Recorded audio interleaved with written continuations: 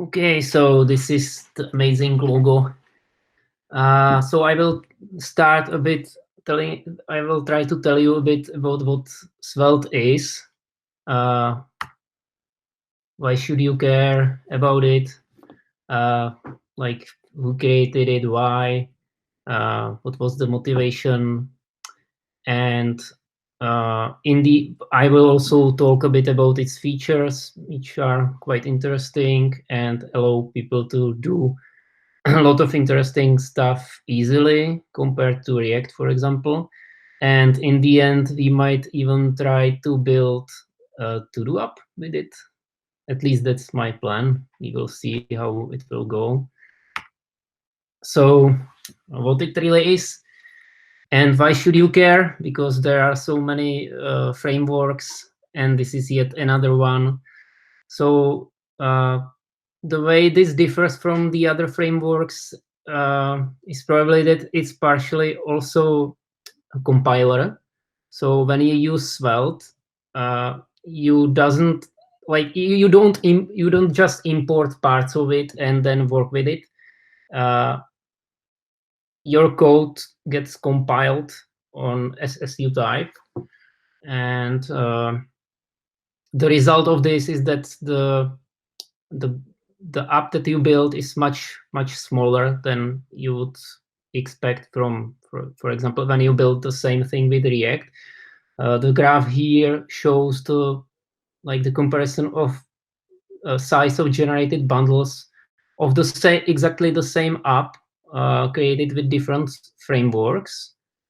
So you see that the difference is staggering. And if you could ask what this app is, it could be completely artificial, right? You don't know what it is. So if I will open this link. So there is this project. Basically, what they are trying is to build some basic CRUD app in using different frameworks. And they replicate the app in different frameworks. So it's very easy to just build it and then compare the size. So it's not like something, yes, it is artificial, but it contains the usual functionality of such app. Also, because your the code you write is compiled, so there is no part that is the library part and your code part. So you might think that there would be some inflection point at which when this app gets too big, maybe it would actually be beneficial to have this framework part in there so that it's not repeated in the code. But the reality is that unless the app is super huge, you will probably not reach this point, because you see that even with this app that is written with React that has 1 megabyte, Svelte is still much smaller. You might be asking about the other frameworks here. For example, this stencil, I think it's not very well known. At least I didn't know about it. It's pretty similar to Svelte, but it's it's focused on web components. So it's used to build web components, but you can use Svelte to build web components as well. And then I will show you how easy it is after we go through this. So this is Rich Harris is the creator of this framework. He works for New York Times, and he creates those beautiful visualizations. And he created this because he wanted to have a way to build those visualizations in a simple way, and he didn't want to repeat himself, so he just tried to solve those issues that he was repeatedly solving by this. At least that's my understanding. So this is how he speaks about it, like the write less, do more, return of jQuery. And what I wrote here, this is my interpretation. It's really easy to work with it. even if you are not like some you don't have like some computer science degree, you just mess with HTML, it's still very easy to develop something that looks pretty much like finished up. Also, that there is this tweet that makes me smile, that React is a terrible name for React.js, and that is because it's not really reactive by default. What I mean by this is that with React, when you, for example, you need to handle state yourself. You either use set state or you use hooks. And but you do this usually because you just want to, for example, update something in your component to basically to manage state. But it would be very nice if you could just update some variable and the DOM would update automatically, which is exactly what Svelte does. So you can forget about set state and like use state. You can just update a variable. Yeah, this is an example of how nice it would be if there was like some operator in JavaScript that would make sure that when A changes, the B would get recomputed automatically. And this is a screenshot of how Svelte does that. I think it's time for me to show you this. So with Svelte, you have those Svelte files that are structured in this way. You have this script part where you can put any JavaScript in it. Then you have this HTML part. It doesn't need to be div, it could be anything. And then you have this style part. So what this is doing, I can try to type here a little bit. See, as I type, it automatically updates immediately. Also, I have this like check for empty input. So it's red now, and as I start typing, it's not red anymore. Also, if I put the default value, it's red again. I can manage this. So all this is done with just this small piece of code. And how this really works and what this stands for. Also, please, if there is something that, if I'm saying something that doesn't make any sense, please stop me. Are you there? Because I don't hear anything. Yeah. Yes, we are here. Sure. Yeah, okay, thank you. Maybe I have actually one question. Like, if you go back to the real application. Yeah, this one? Yeah, I frankly don't entirely understand the notation of like class, the double dot warning. Like, basically, how that's work, or yeah, that's what I wanted to explain, because as I said, Svelte is reactive, and there are like different ways this you can work with this. So I will open this simple example. So you have reactive. You can use reactive assignments. This is like this is there by default, and that means, for example, I create this count variable here, and this count variable is being used within HTML this way. So, and this is just the event listener, and here I pass the handler for the list for the click event. It's pretty what you would probably expect. But then instead of handling the state, you in the listener you just update this count variable, and the generated HTML output gets updated automatically. So you don't have to do any set state or something like that. And this is because Svelte, as I said, is a compiler, so you can do this magic stuff. So when you write this, actually what gets generated is this code. And what you see here is the whole app. That's everything that's generated. There is nothing more, just this. And you see what it does is that when you click on the button, it invalidates the variable and just adds 1 to it. So this is done automatically. You don't have to solve it yourself. And then there is this weird part. This is something that they edit. And this is the reactive declaration part. So how this works, because you, for example, if I removed this,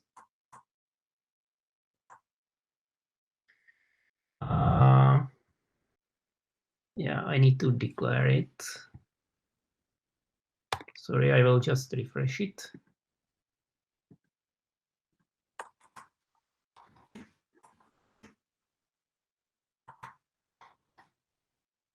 Okay, so now I have this count 1, and then I declare doubled, which is count times 2. So you see here, I just write it out and it works. 1 times 2 equals 2, 2 times 2 equals 4. But then when I click this button, the count updates. And also this part, which is also count, updates as well. But this is because you update it manually, right? You still are calling this handle click function when you click on this, and this on click function increases the count by 1.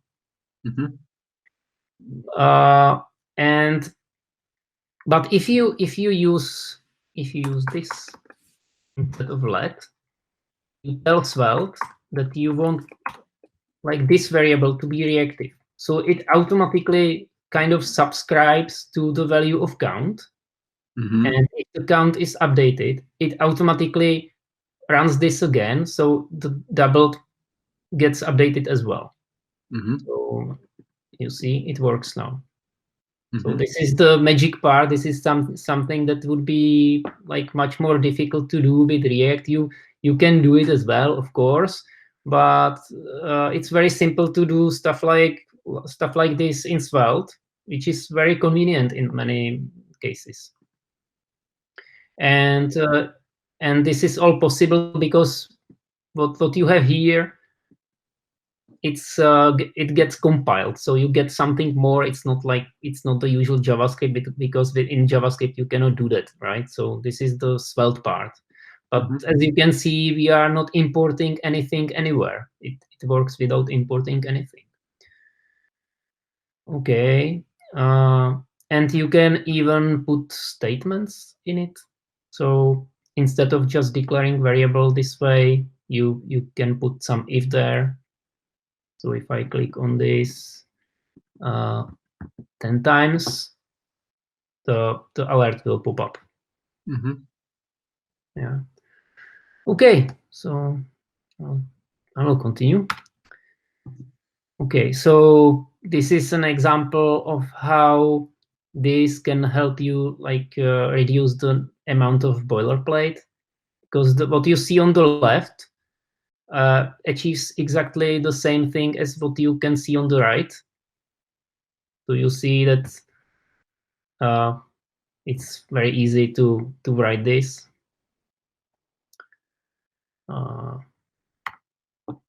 Okay, and then we also have stores in Svelte. This is something that you have to import. But working with stores is also very convenient. I will try to show you the example here.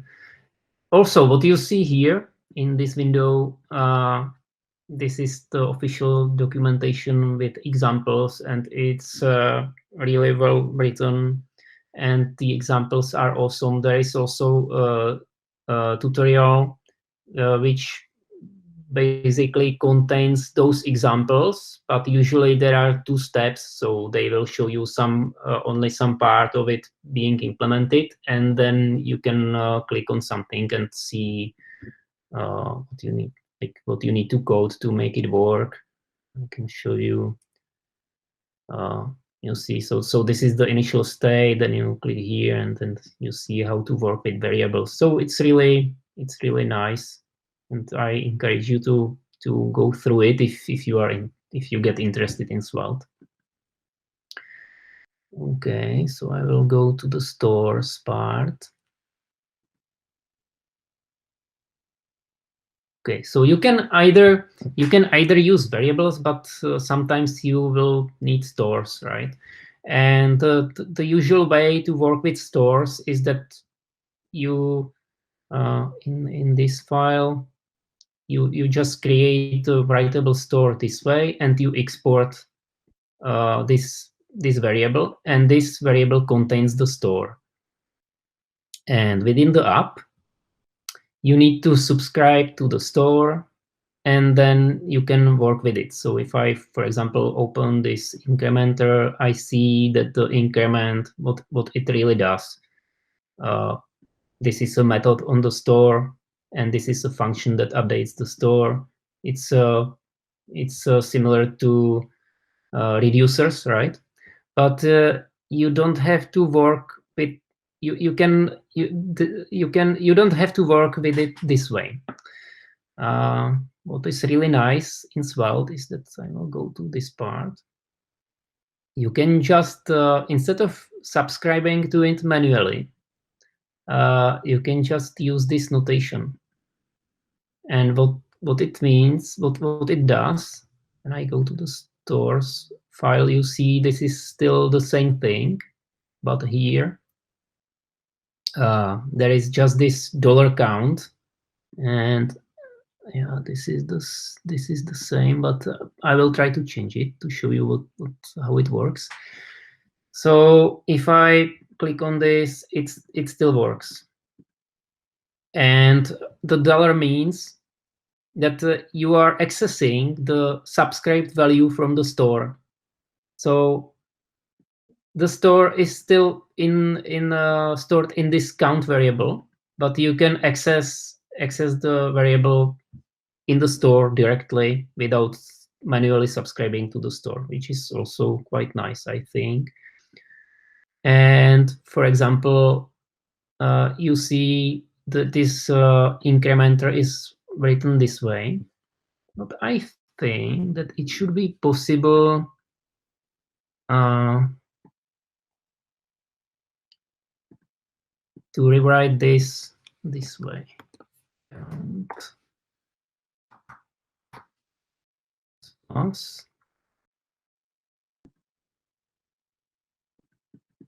see, it still works. Isn't this awesome? Because you can immediately access the variable. So this is how the stores work. And you can define your own stores. So you see we are importing this count store here, and when I check how it looks like, this count, we create the store with this function, and what we do here is that we generate the store object ourselves. So we are able to put some like our own functions in the store.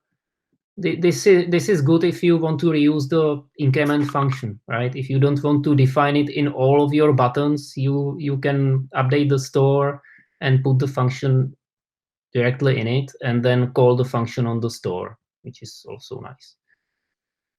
So this is an example of like how you build, for example, the to-do app store in Svelte, and how would you do it with React. So you see there is just this add to-do action defined, And this is even better because I already added remove to do and toggle done as well, and then we just call it this way. So you don't have to define all those actions, and I think you need you can achieve more by writing less. So, okay, so what about styling?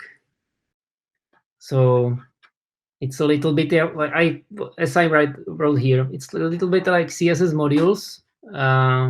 But it's better, and you don't have to configure it. It works out of the box.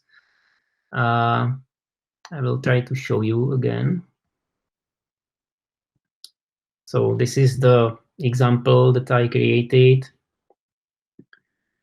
You see that this there is this style block, and I can, for example, I can define the H1. How does it look like?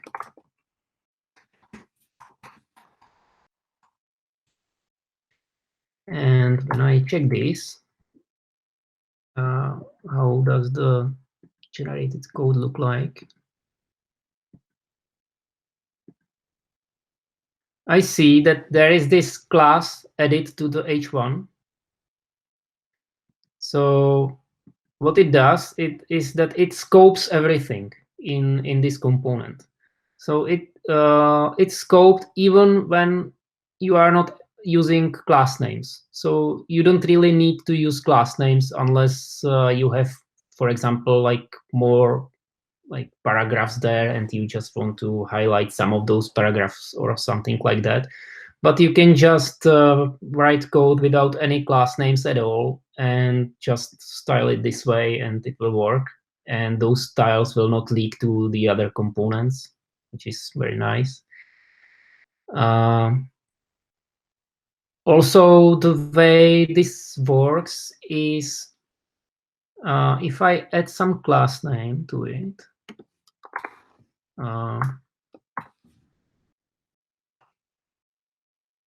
this,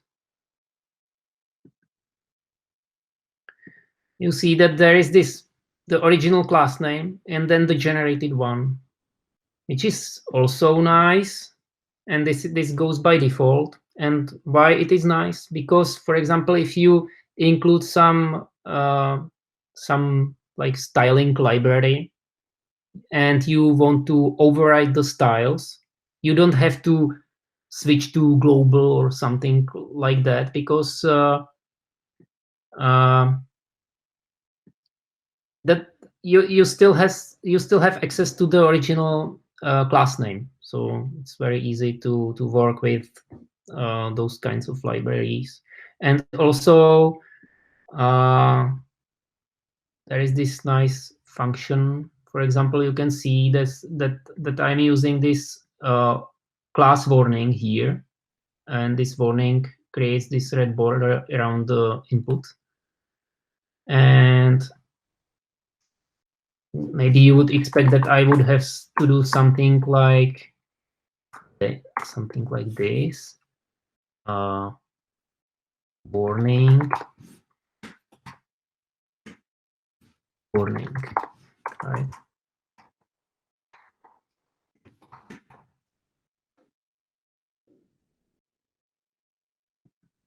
Okay, so this doesn't work for some reason. Can you spot what's wrong there?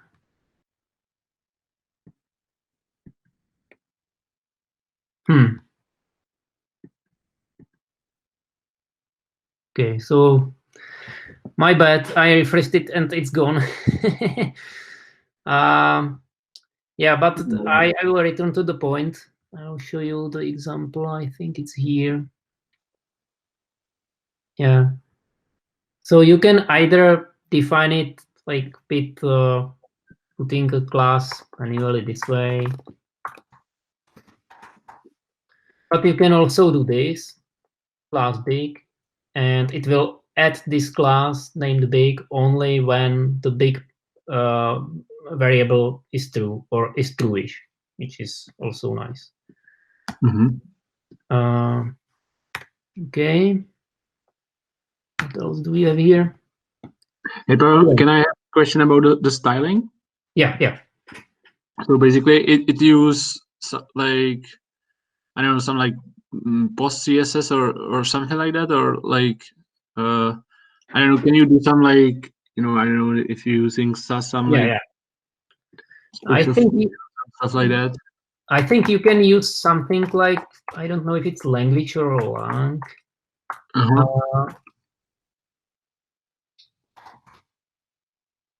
Something like this. Okay. All And right. you have to. I think it doesn't come out of the box this way, and you have to update your build config to make this work. But it's definitely possible. There are many plugins that will allow you, just like when you are configuring your React app, you need to configure a webpack config so that SCSS files got processed. You can do exactly the same thing here. Okay.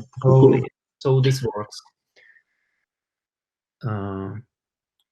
Okay, so how do you work with events here? There is this nice section about events. I will just open it.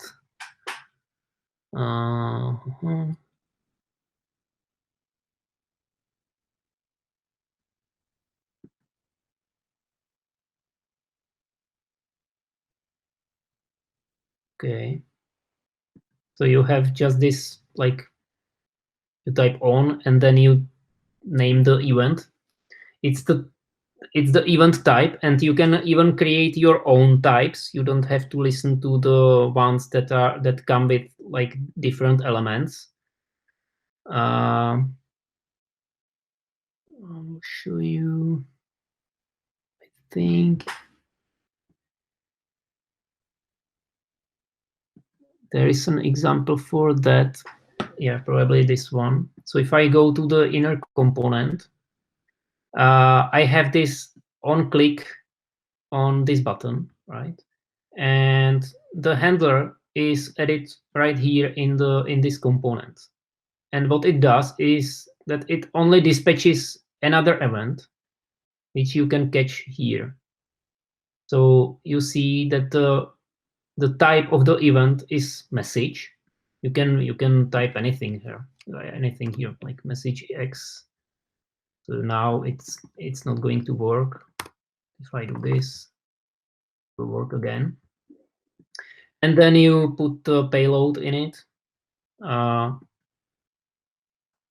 And then you can attach your own handler in your component. This is quite interesting approach, I think, because you can define the handler here, and you don't have to pass the handler inside the component, because you can easily do this. Yeah, but I will show you how this works with bindings, because I think this is not a good example. I have another example just for that, so sorry for confusing stuff.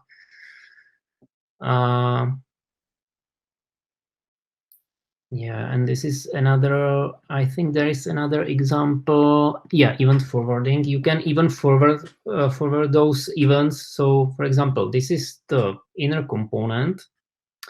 The inner component contains, the outer component contains this inner one, and then this outer one is included in this one, right?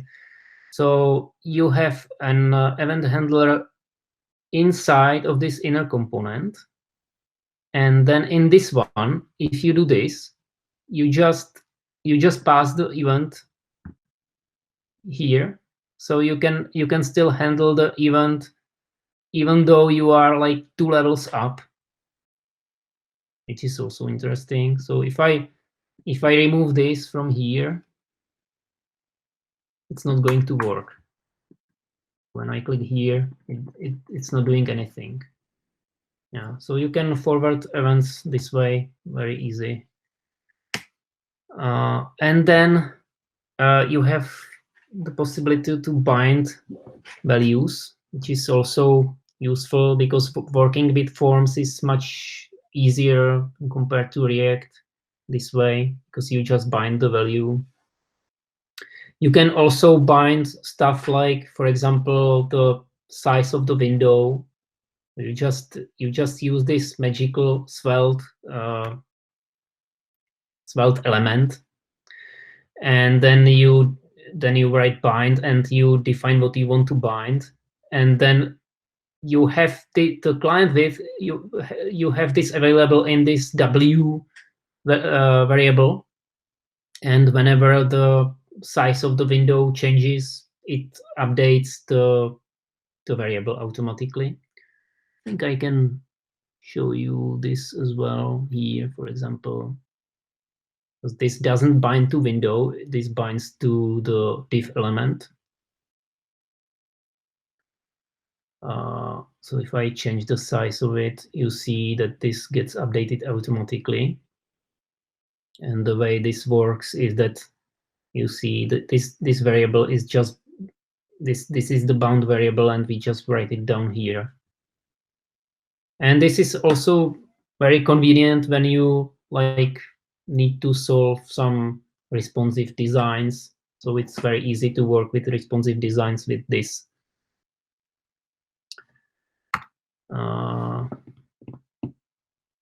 Okay, so out of the box, you can also use various like transitions and animations. See, when I click here, this nicely fades. So this is something that is not there out of the box. You have to import a fade function to be able to use it. That's because you could, of course, you could define your own, but Svelte comes with like a couple transition functions which you can use out of the box, and you can configure it. So you don't have to use the defaults. You can do something like this. So this will make it really slow. Yeah. Yeah, this is the same example with those parameters. And there are many transitions that you can use out of the box. And if you don't want to use this kind of transition, you can define your own transition. So there is this function spin. So you just reference the spin function here, and then you can define some properties, and this is the definition of the function. So you are free to define your own transitions, and again, it's very easy to work with that. So what it can be used for? So I think it's great for prototyping, and I think you can even build the whole apps with it. Like I don't see any reason why you couldn't build whole app with Svelte. And I think because of the bundle size, it would be very, like, it's very good to use it if your target is, for example, mobile, because you don't have to wait for the large bundle. And also you can use it to create web components, which I'm going to show you. So I have this example here. Basically, what you see here is if you can make it a little bit bigger, because yeah, sorry. Yeah, no problem. Yeah, cool. Thanks. Yeah, you're welcome. Okay, so this is basically the when you start a new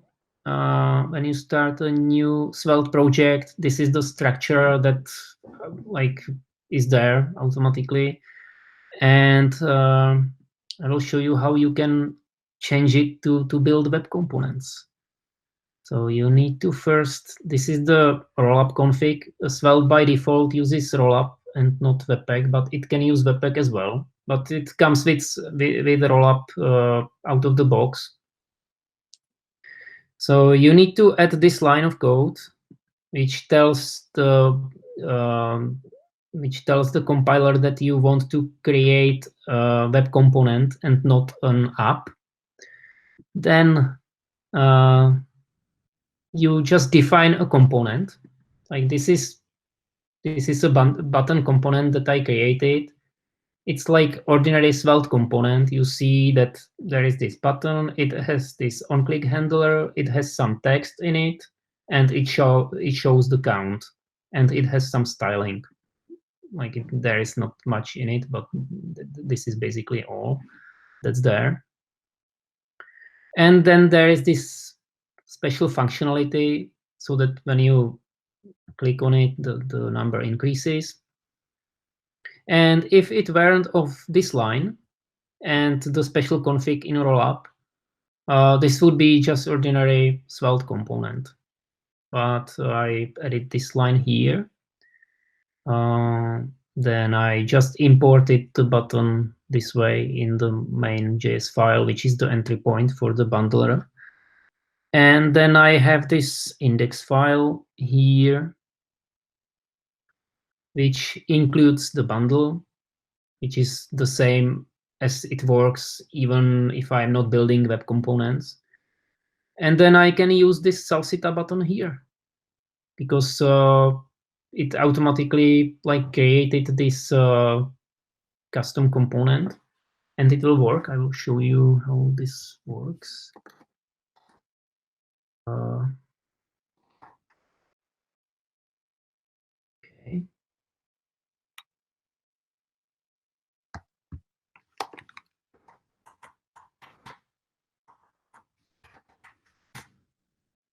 Okay, so this is the Salsita button, and it works when I click on it. See, when I go to 10, it resets. Yeah, so you have a web component, and I take a look how does it look like. You see, this is the Salsita button. There is some shadow root. See, so you can build web components like that. You can create some library, and then you can just use it somewhere. I think that's also nice that it's so easy to create web components with it. Okay, so I think that would be it for the introduction. There is a lot of more information on the website, right? And also there is already a lot of resources on the web. I listed many of the interesting ones here in this list. If Svelte has some, if I should name some drawback to Svelte, I would say that the buzz factor is really high. Because it really seems like a one-man show at this moment. Like there, if you check the Svelte repo, it's not just this Rich Harris guy contributing to it anymore. But it's definitely not as far as, for example, Vue.